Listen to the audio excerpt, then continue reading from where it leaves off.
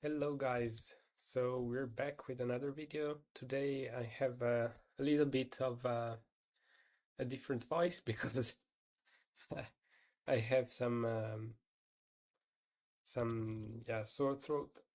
So um, I will try anyway to stream. Yeah, I think I have like a little bit of a cold, so that's why. But we can stream anyway. And today we're going to talk about nested and inner classes first, and then enum classes, and then inline value classes. So some of them we have already touched them. I think we will need to touch a little bit more on inline values. And so let's start straight away, and let's try and keep this one shorter. So I read this example here on nested classes, and it's not very valuable. I think we can use a little bit of a different example for this, which is similar to UI data. Let me check. Yeah, like this one, UI state. I think we can reuse some concepts that we had here. Let me double check this. So usually when you develop something in Android development, what you do is you create a view model, and a view model is like a special class that has some properties. And one example here could be that we create a class with which we call the view model. So we can create an instance of the view model like view model, and the view model will be, yeah, it is saying, yeah, with custom view model, let's call it custom view model. And we can then create a class from here, like custom view model.pt. Here we make a class which is custom view model, and we don't need to declare any properties for now. But what I want to show you is that here we need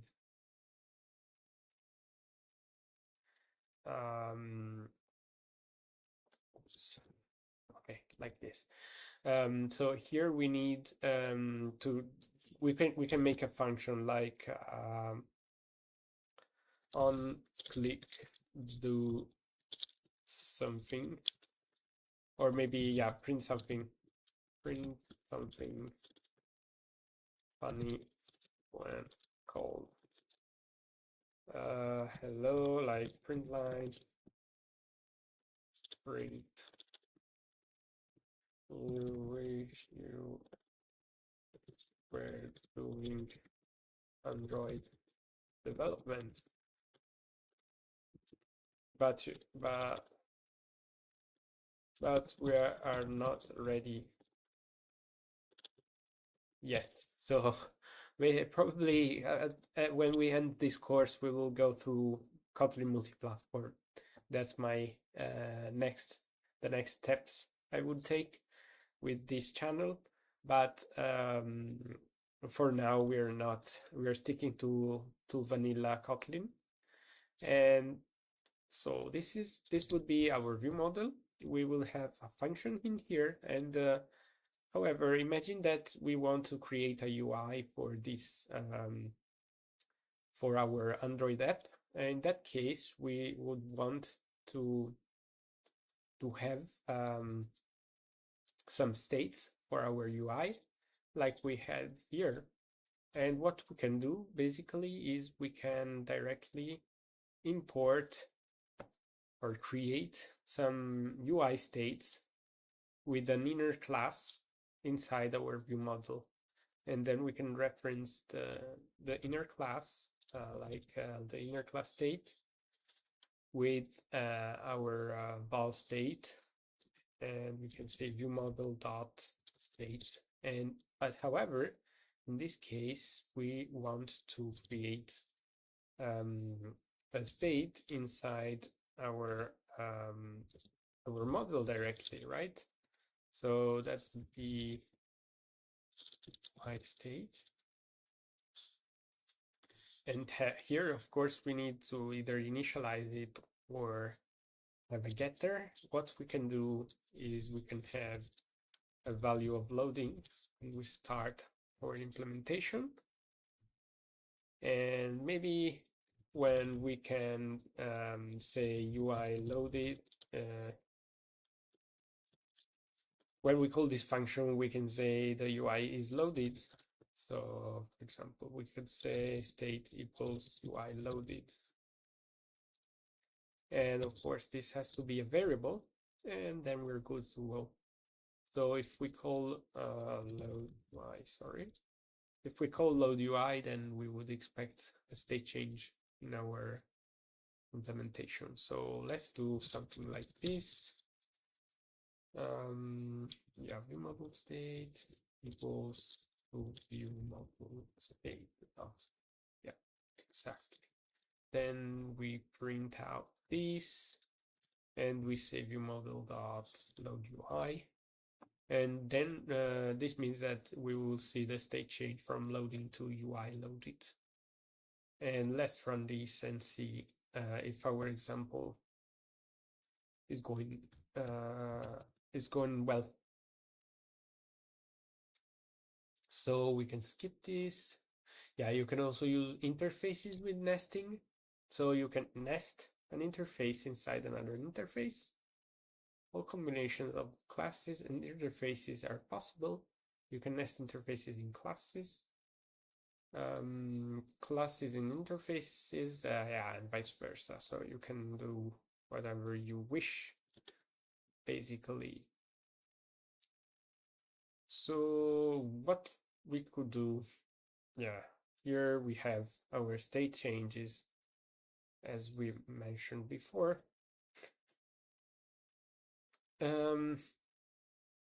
Yeah, we also had this print line statement here.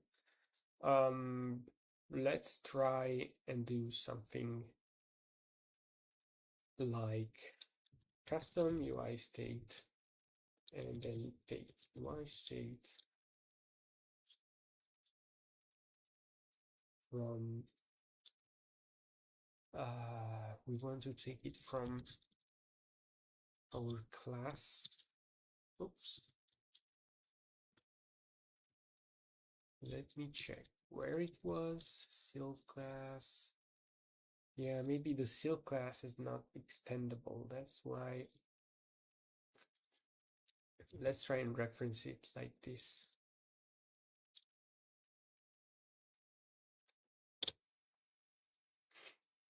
Add dependencies. Yeah, dependency. Why? I don't know. Yeah, probably.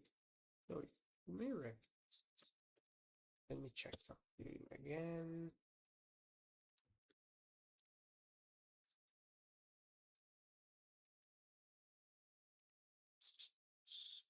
Oh.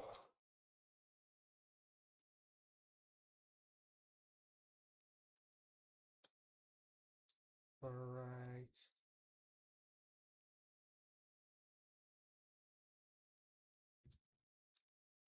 Like pitching this and this, it's going to be right. And if I try to reference UI state, okay. Let me see what issue we have. Yeah, moved it in interior of silk class or interface must be in package or example state, because we are in a different package. Moves UI state to the package module of UI state. Let's try and apply this. It does nothing. Till class.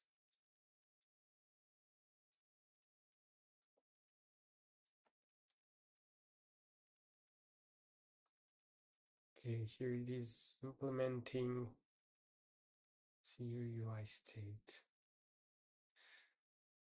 Well, probably we need to be in the same package.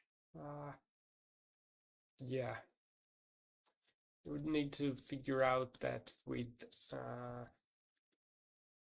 yeah, like to have the idea was that I had was to create a general UI state and then that we could inherit from, but apparently it is complaining. Let's call this test UI state and let's see if this way we have it working.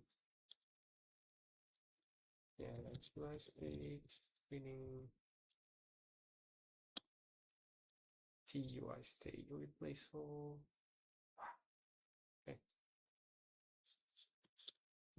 Stop. Stop. Okay, very good. Let's import this TUI state. Now let's reference this. Change to constructor invocation. Okay, now it's working. So I wanted to test this.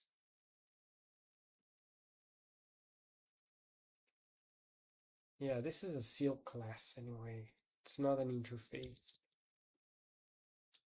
Of course, you cannot have constructor calls to the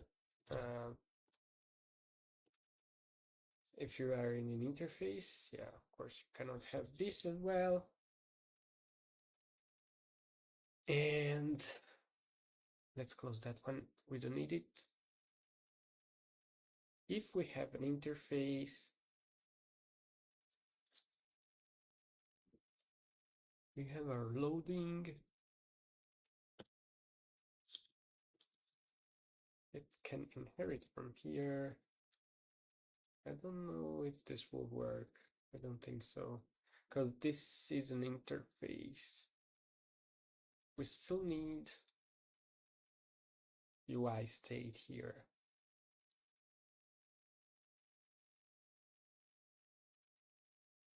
Yeah, like, for example, let's say we have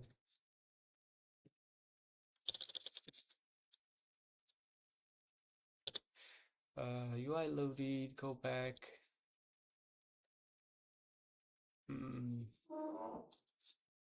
Get close all, maybe. The advantage of this is that maybe you don't need to implement everything and you still have some reference to certain state. So it should work the same.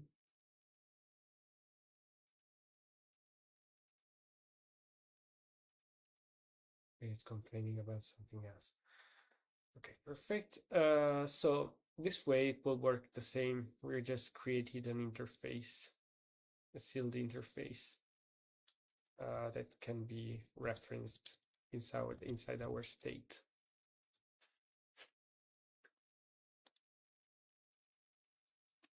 So inner classes. Yeah, an inner class, the peculiarity is that it can access the members of its outer class, and inner class can carry an interface to an object of another class. So, for example, the UI state. So, for example, you might have something like name here, username string, right? Like okay. You might you are able to, if you want to, access. Is it possible to implement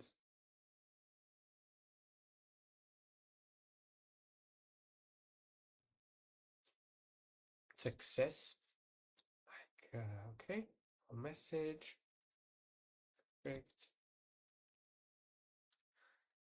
What I want to do here is I want to say messages as equals username. Let's see if this is possible.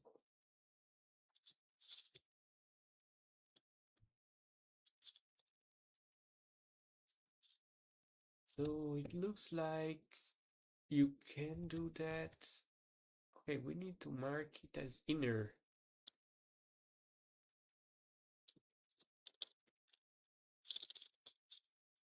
Okay, sealed is incompatible with inner.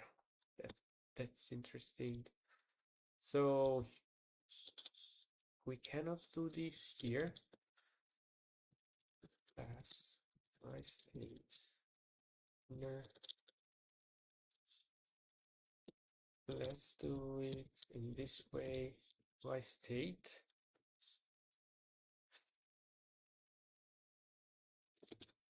Oops.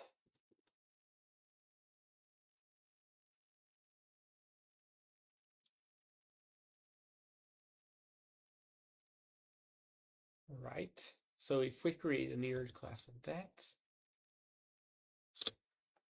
we may be able to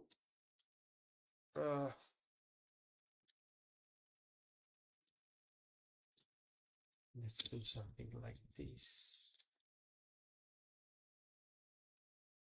Okay, class is not allowed here. So only with functions probably you can have that. Get username helper.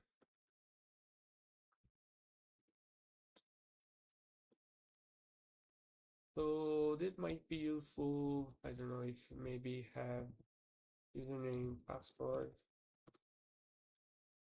and you want to check them both. Like is valid password, and you want to say is something we have done before.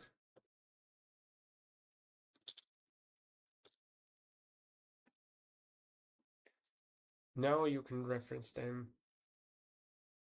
with the helper class. So yeah, for example, if you want to function check password, you might do that with the helper and then with the is valid password check. Okay, so you have our helper and you have our is valid password check, and here you can type whatever you want. Probably you could do it also with value. Let's check this. So we create our getter, only our getter here. Yeah, that's also possible. Of course, here you would need to change the property access and you would be good to go. So let's go back here. Let's test this and then we go next. Oops. New model. String check password. Maybe Inline first password.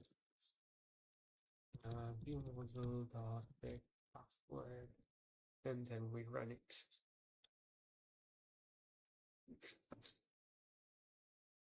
And check password is true. What do we have next? Yeah, we will. Anonymous inner classes are created using an object expression. So, for example, here you have like a callback. So you have your mouse listener. So you add a mouse listener, and each time the mouse is clicked, you or entered, you have a mouse event which is called. So let me jump very quickly to a console, to a new chat, that so that we can try to figure out this. So give me an example. Go back. That is called in Kotlin when we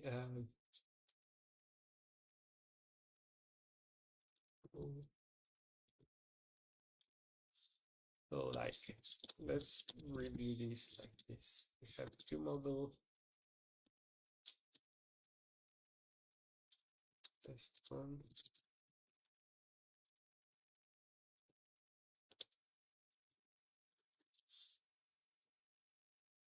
So give me an example that sends output to callback mouse click or mouse enter um, when we call a function yeah, in Kotlin. Let's try and see what type of example we have.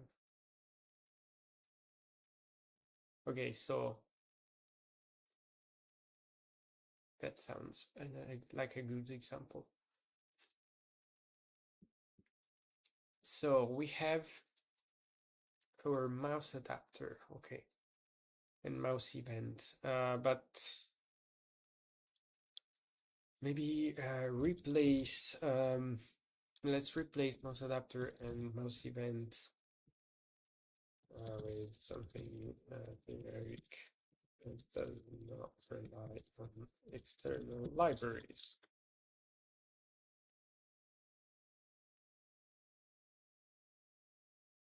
Okay, perfect. So we have our custom implementation here. So we have a custom event class that has a certain event type, and then we have our custom event listener, which basically is just a function to be implemented on event. And this on event, of course, when it's called, it will require an event, which is the custom event. And then in the view model, we create a listener, which is of type custom event listener. And then we have a function, which is an event listener, which basically will add the event listener, like our object, which is the implementation of the custom event listener. And in order to do so, we need to override the function on event, and then we can do whatever we want with that event that we receive. And with function 1 and function 2, we just call the on event so that we can send a certain event to our listener. And this way we will basically allow ourselves to call the on event, and then we can listen to it with this callback that we have here. And in this way, when we call test1, test2, we get our output inside our when. So these parts of code will be called. The callback will be called. So we can try this example. Let's try we can do it here right above. So we create our custom event with event type string.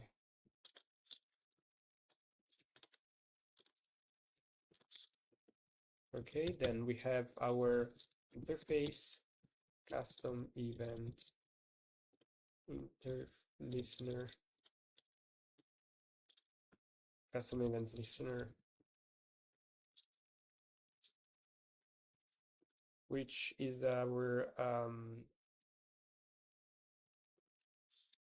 callback function. So basically the interface will define our callback function, and this will be our custom event. So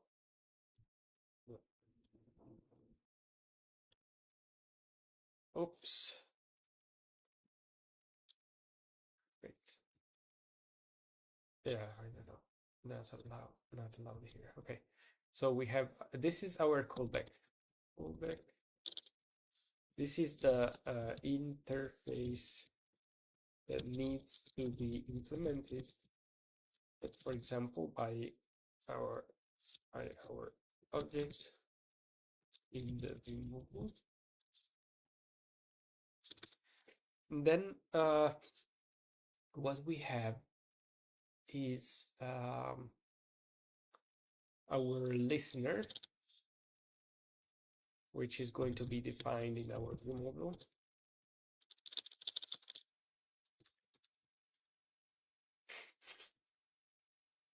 Right, and this is going to be null at first, and it's going to be null. And then when we initialize the view model, for example,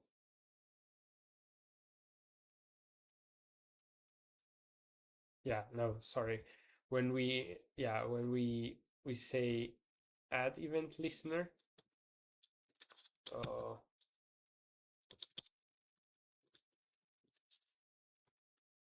yeah, this depends on what you need to do, of course, but this is one way of doing it. When we add our event listener, basically we just say this listener equals to listener, and this has to be a variable.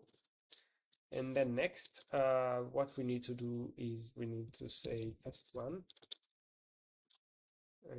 Test1 function will do listener dot event, and then we'll do some custom event test.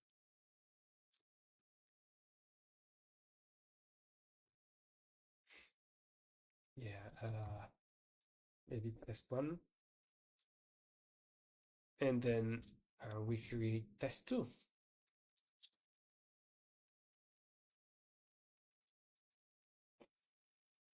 Just a second.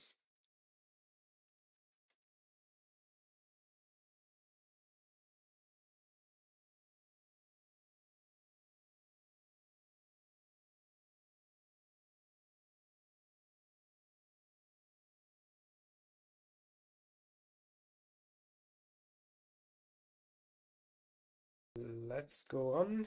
So yeah, call on event when we with test1 and test2 based on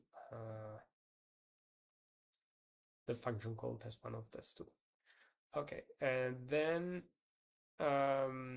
what we can do is in our main function, so in our run classes, what we can do is say viewModel dot add on event listener. Here we need to implement the object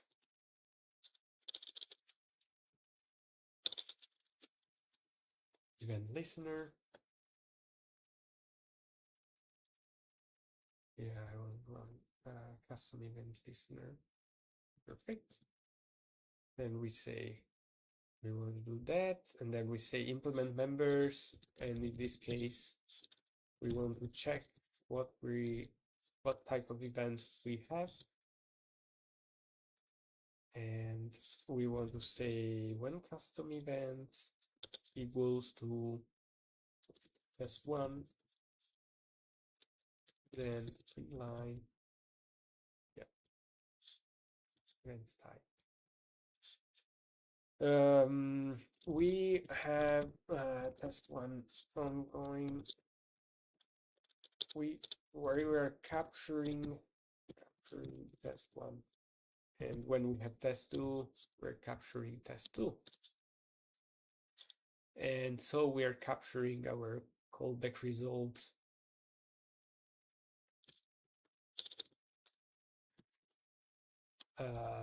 inside our main function.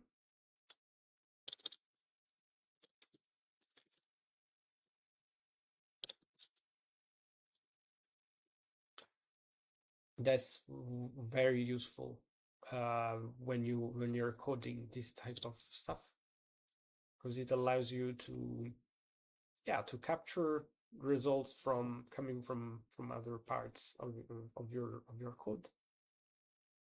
And now we save umodel.test1 and we save umodel.test2 just for testing.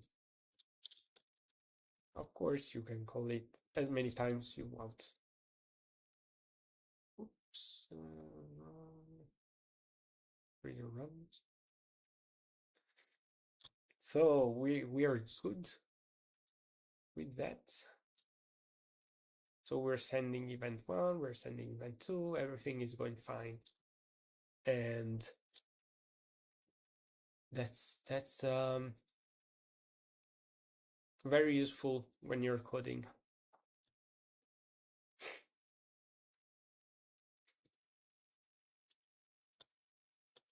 Perfect. So let's go on with our Enum classes now. Enum classes, the most basic use case is the implementation of type-safe enums. So, for example, you can have north, south, west, and east directions. That's one example. Let's call these enums.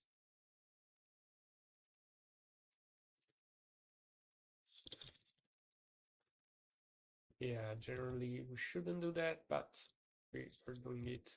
So this is one example, and to call them, you can say direction.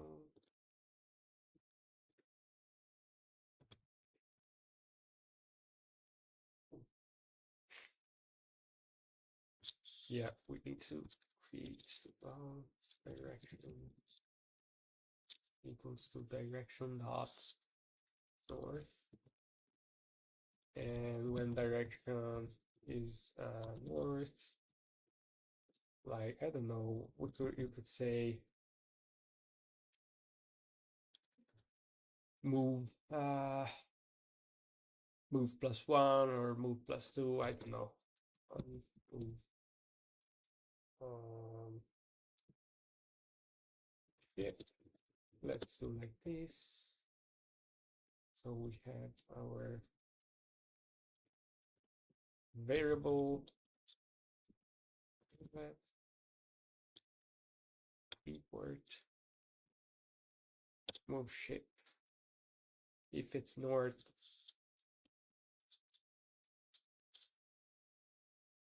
yeah, let's do like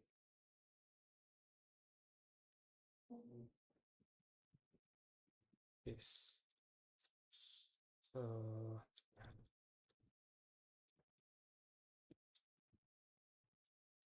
direction. So when we say direction is 1, we just increment points plus 1. Make this a variable, else points plus equals 2. And when we move the ship, we can say direction east, direction north, and we just print the new points. Okay, that's one possibility of using enums. Of course, you could also reference all the directions. So add remaining branches. Yeah, as you see, if you implement them all, this when becomes unnecessary. And of course, you could do this, or you can even use the commas like this.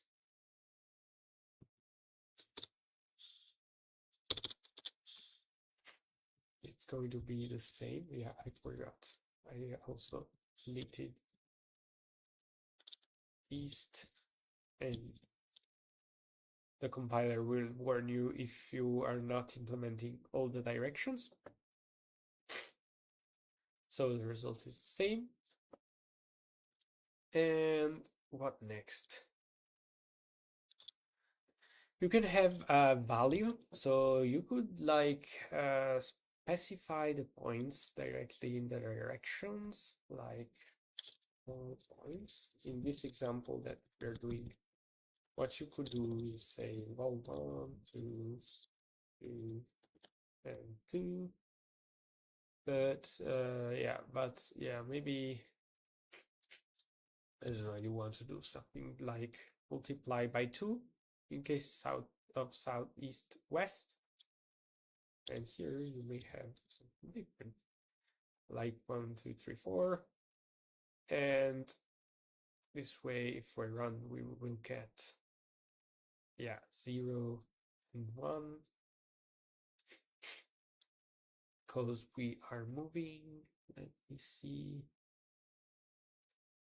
Oh shit, east and north. So east with points 0 is going to be 0, and then north +1 is going to be +1. So we have 0 and 1.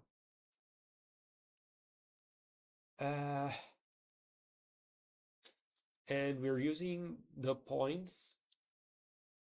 Oh, I thought we were using the points from the coordinate, but we're not.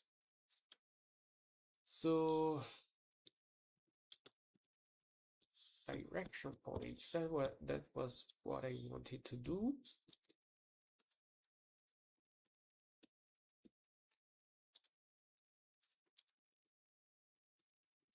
Let's do something like this now.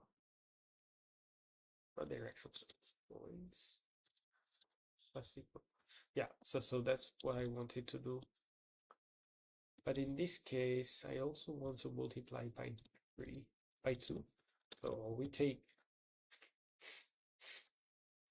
we take yeah, like these points, we multiply them by 2, and in case of north, we just add them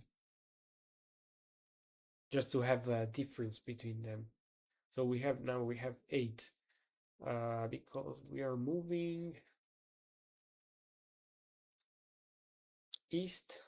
So east is going to be 4 times 2, and we're adding them to 0. So 4 times 2 is 8. And then we are adding 1 because we're sending the ship to north. Okay. That's good.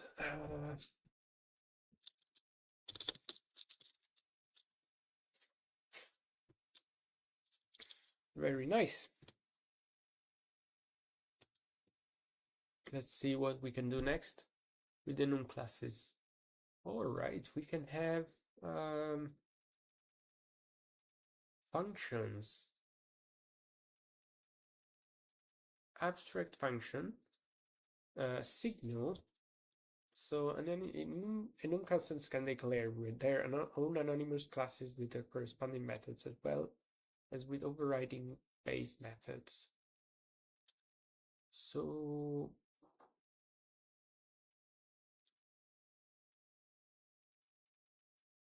waiting.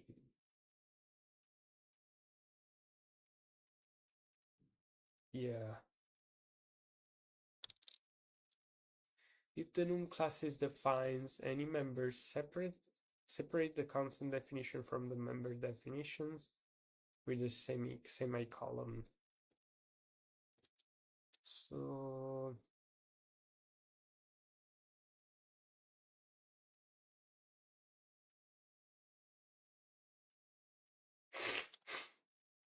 these are overriding, yeah, overriding based methods. So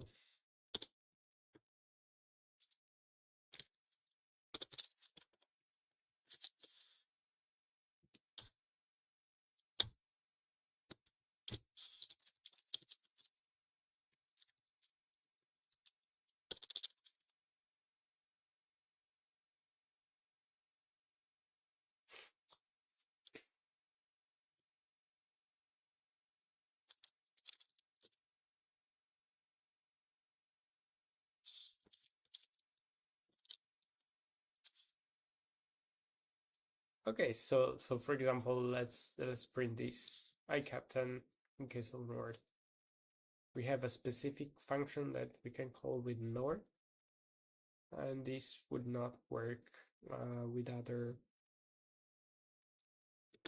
other coordinates. So direction. So yeah, as direction. Or it probably is direction one.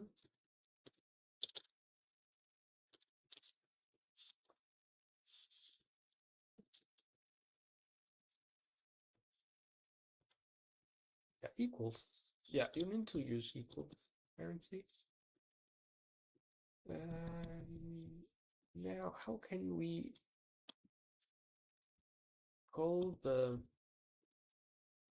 I have a why cannot we call it?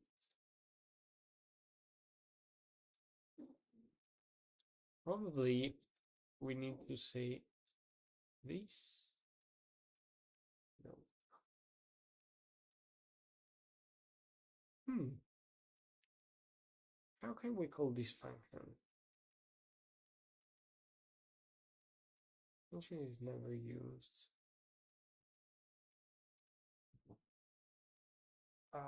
Let me try and run it.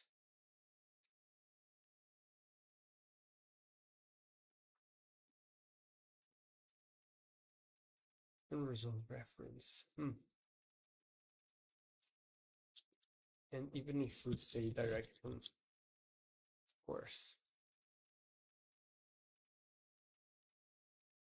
That's, I don't know how to call this function. I mean, you can declare it, but how do you call it? Maybe if it's abstract. Yeah, this would be direction.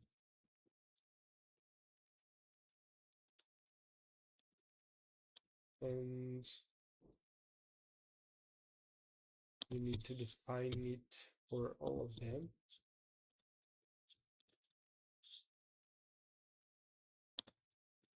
In this way.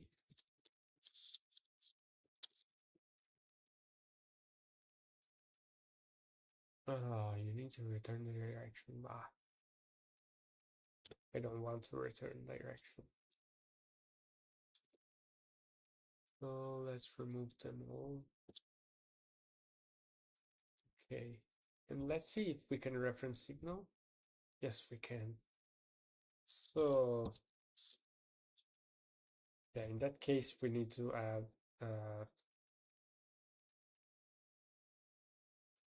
semicolon at the end. No, not semicolon. How is this called in English? Uh,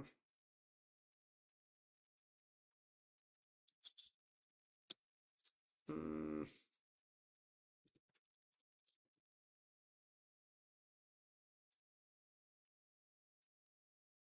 Semicolon. Did I say it right? I don't remember. Anyway, semicolon at the end.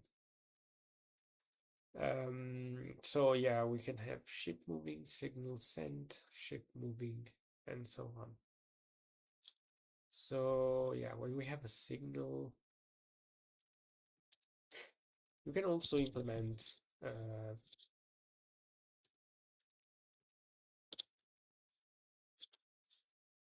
say something. You can also implement a function inside the Enum class, and also values is like is northeast.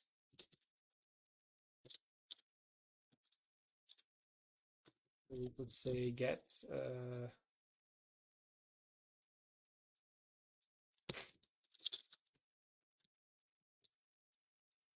for this equals east. So you can also say something like this, or have a function in here. This is also allowed in here. So maybe what you could do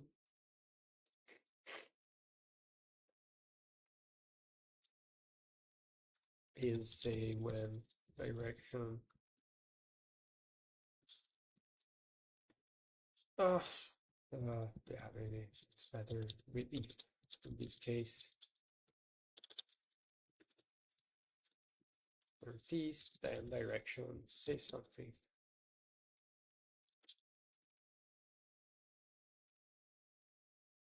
This is perfectly allowed.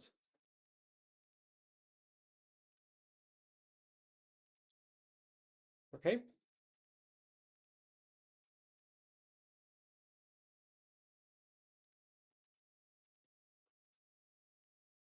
Then we have implementing interfaces in Enum classes. Okay, so you can have also interfaces here.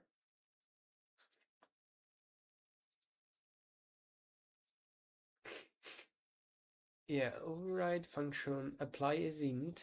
Okay, and then you have apply. So basically you rely on what you have inside our inside your Enum functions. So that might be useful.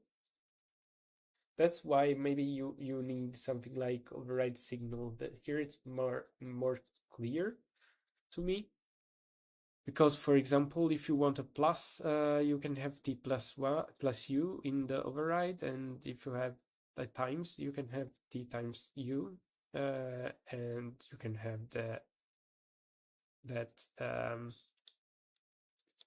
in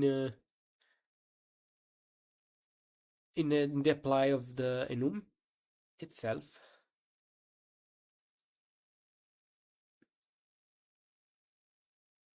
Maybe we can do that example, but I want to read this first. Working with the enum constants. So enum classes have synthetic properties and methods for listening to the defined enum constants and getting an enum constant by its name. So the signatures of these methods are as follows: enum value of, and value enum dot entries. Yeah, okay. Enum class, okay, RGB. So you can cycle through the entries and print out the toString, which is going to be their names. So red, green, blue.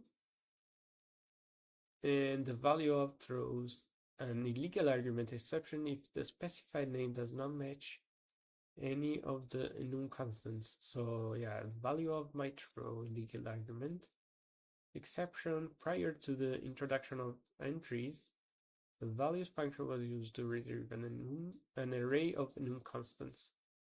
So yeah, now on you can use entries, which is not a function like values, which should be deprecated from 1.9 on. Every enum constant has properties name and ordinal. So ordinal would be the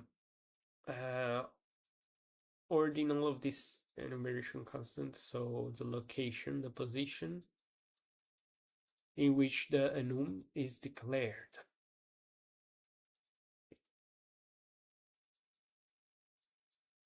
Then you can access the constants in an enum class in a generic way using the enum values and enum value of. So remember that if you are using that in RGB is not that important maybe, but you may, yeah, your RG and B actually may have maybe sorted. So this means that red will be, yeah, this number 0, green is number 1, and blue is number 2. So when you have the ordinal, value of red is going to be 0 in this case. And then the others will be 0, 1, and 2, of course. You can also access the constants in an enum class in a generic way using the enum values. And enum values of. In Kotlin 2, the enum entries function is introduced as a replacement of enum values. The enum entries is return the list of all enum entries for the given type, enum type T. Enum values is supported, of course. Every time you call that, a new array is created, whereas whenever you call, yeah, the same array is returned each time. Okay, so it's more efficient. Print all values, print line join to string.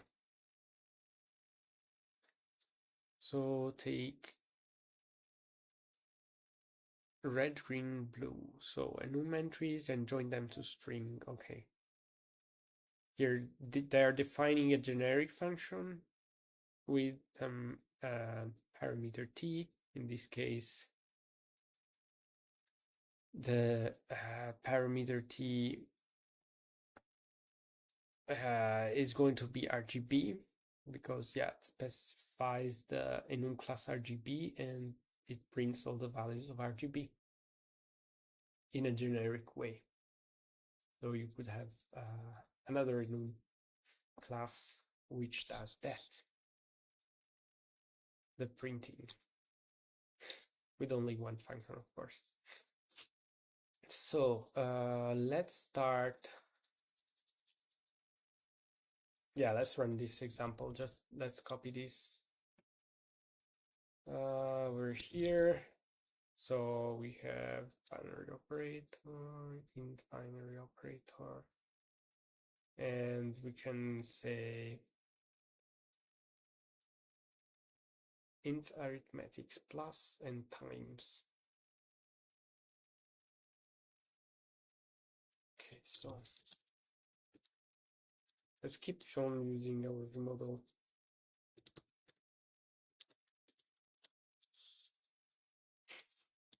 Let's do our plus operation. Oops.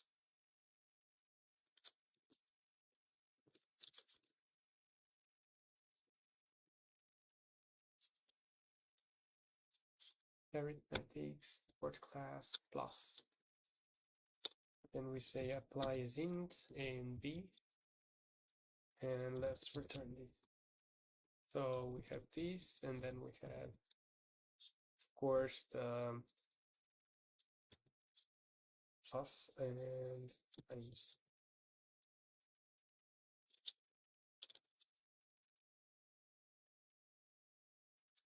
Then we call plus and we call, oops.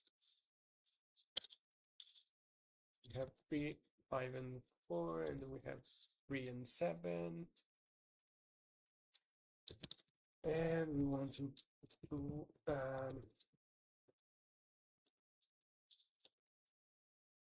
print keys, of course.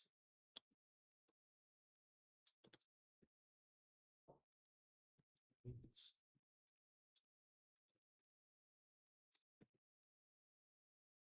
run these. 4.5. Arc. Okay, we have 3 plus 7 is 10, and 4 times 5 is 20. Perfect. and we're using the apply as int function, which will then use the apply function of plus and types directly.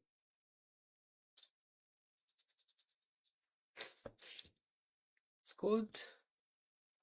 Next,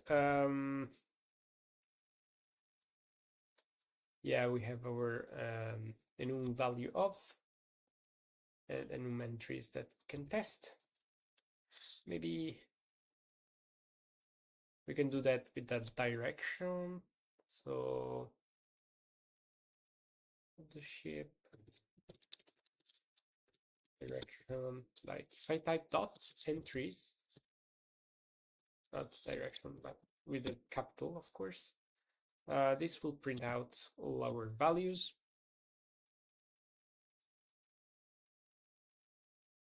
And if I say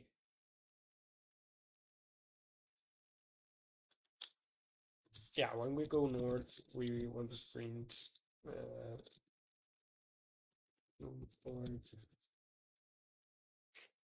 direction port ordinal, and we're going to see that it is 0. So enum ord is 0 in this case, in case of north, and direction entries is going to be north, south, west, and east. Perfect. Then we can say also the print all values. Yeah, we can also say direction dot change.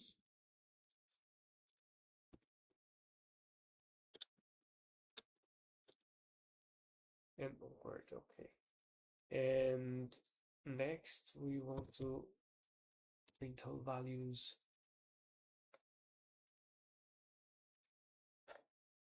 for our enum entries, and this will do the same as this one. Maybe instead of printing it here, use the initializer that we have not used it yet.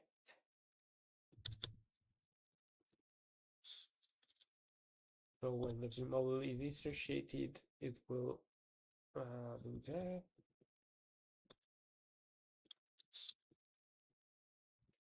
Let me see how this is called.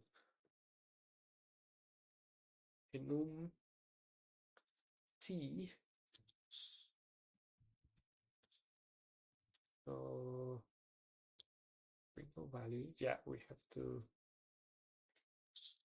specify it as type here. And then we will get a printing of all the values with the a comma, which is similar to the implementation that they have with brackets. So that's pretty much it for the enums. We still have the inline classes, but I think it's enough for today because it took a little bit long and I am a little bit tired. So I hope you guys enjoyed it anyway. We talked about nested in inner classes and enum classes. So if you want to follow along with inline values next time, I would be happy to yeah to help you on understanding these topics.